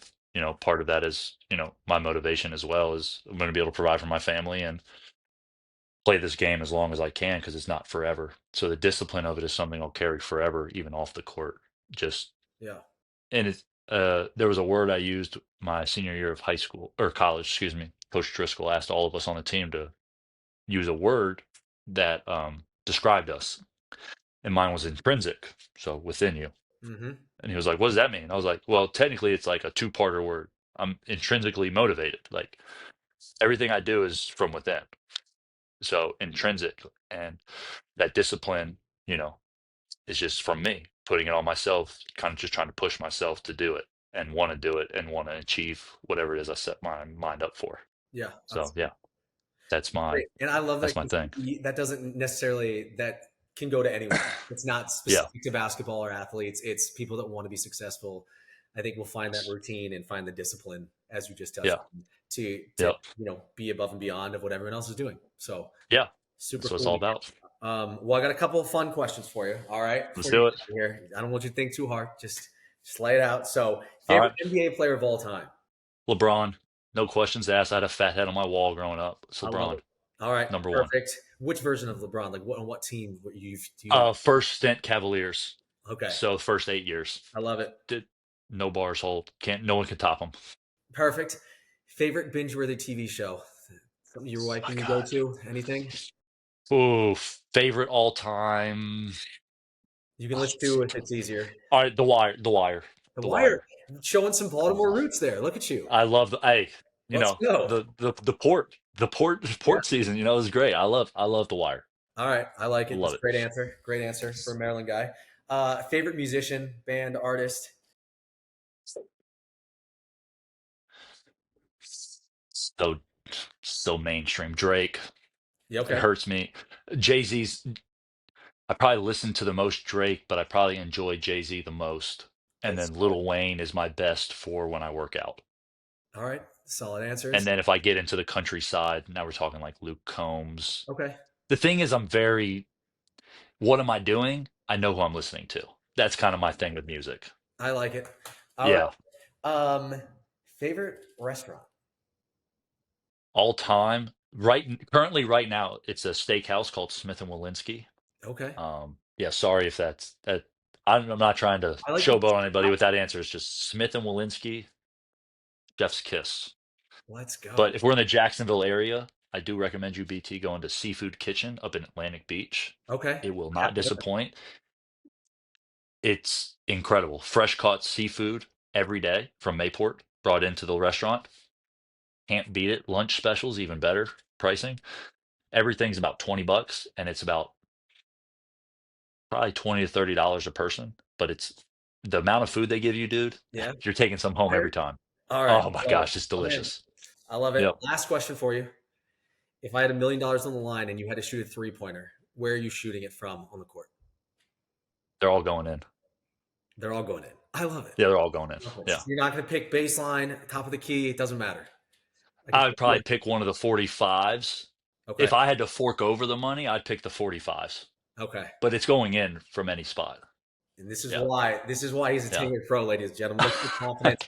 We love it. Before I get you out of here, what's the best piece of advice we always ask everyone before they leave in whatever field they're in? What's the best piece of advice that you would give someone that's a young, someone maybe in high school or middle school that wants to be a Mhm. professional basketball player, professional athlete? What would you tell them? So yeah, piggybacks off what I said earlier. Is just the discipline that it takes to do something, whether it's basketball or work related, right, job related. Just discipline. If you can find the discipline in yourself, it's going to go so much farther than me telling you to have discipline, Yep. if that makes sense. So Absolutely. find what it is inside of you that you can stay on path with, stay on course with, right? And then have the discipline to do that yourself. And then I think that's really going to take you far in life, whether it's sports, academics, career, whatever it is. And the one thing that I've short phrased to shorten that explanation is just do the next right thing. Yep. So whatever it is, just go do the next right thing, man. The Perfect. next right thing on this podcast is to call End and be like, don't ever call Beau back because he talks for too much, which is No, fine. But that's this is good. whatever it is, the next right thing, just do the next right thing. I love it. So if it's waking up at 6, what's the next right thing? Well, I gotta go brush my teeth, gotta go get breakfast ready, gotta go pack lunch, then I gotta go get in the car, then I gotta go stretch, then I gotta do my workout, then I gotta stretch again, then I gotta go to the next workout, then I gotta drive home, take care of the bit. Like, just do the next right thing. And then now your discipline becomes real easy because it's just one thing at a time. Just doing it. Yeah, Repetition too. Getting it that's done. right. Nah, I love it. I appreciate it. It's been really cool to hear your full journey and your success in your basketball career. And from SERVPRO, for myself, we wish you a ton of luck. I'm excited to see what you do for year 10 and where you're going to play, and we'll be following it and cheering you on. Ladies and gentlemen, Beau Beech, one more time. Let's Yeah. go. Thank you so Everyone much for else, having me we'll on. catch you on the next episode of Break Through the Wall. See you guys.